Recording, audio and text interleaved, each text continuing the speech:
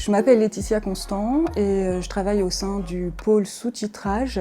Je suis responsable process et je m'occupe plus particulièrement du live dans le pôle sous-titrage.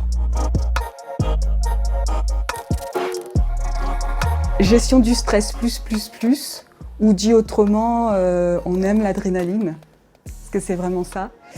Une bonne culture générale, parce qu'on touche à tout. On va faire la télévision, c'est vraiment, on peut travailler sur n'importe quel programme, dans des domaines très variés. Une certaine réactivité, proactivité, gestion de l'imprévu.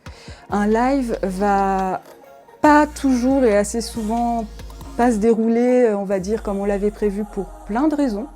Encore une fois, il peut y avoir une prise d'antenne, priorité au direct. Hier, il y a eu une explosion malheureusement dans le quartier, voilà, des choses comme ça. Donc il faut réagir, il ne faut pas paniquer. On peut avoir parfois des petits soucis techniques comme dans n'importe quel autre job, sauf que là, en fait, il faut réagir du tac au tac, c'est tout de suite.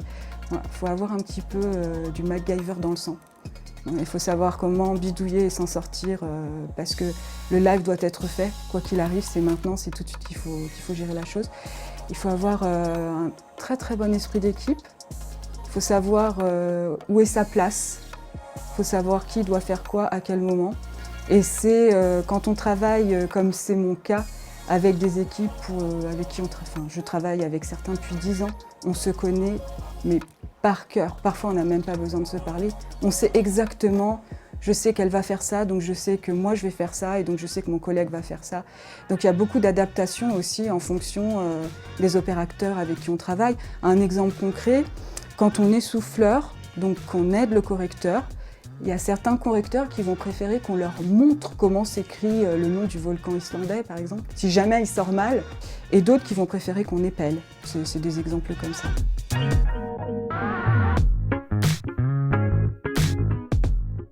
Alors bon, bien sûr, on a chacun, on va dire, des spécialités, on va dire ça comme ça. Il y en a qui préfèrent le sport, il y en a qui préfèrent la politique. Donc forcément, on va être plus à l'aise. Moi, par exemple, le sport, voilà, je serais plus à l'aise sur d'autres émissions. Mais on est tous plus ou moins d'accord depuis le temps que je fais ce travail pour dire que, quelles que soient les spécificités ou quoi, les émissions d'humoristes, les émissions d'humour sont extrêmement compliquées. Pour moi, je pense que c'est le plus compliqué à faire. Parce qu'on a un débit de parole, on a des jeux de mots, et puis il faut pas avoir trop de décalage pour le sourd et malentendant pour qu'il puisse suivre le truc.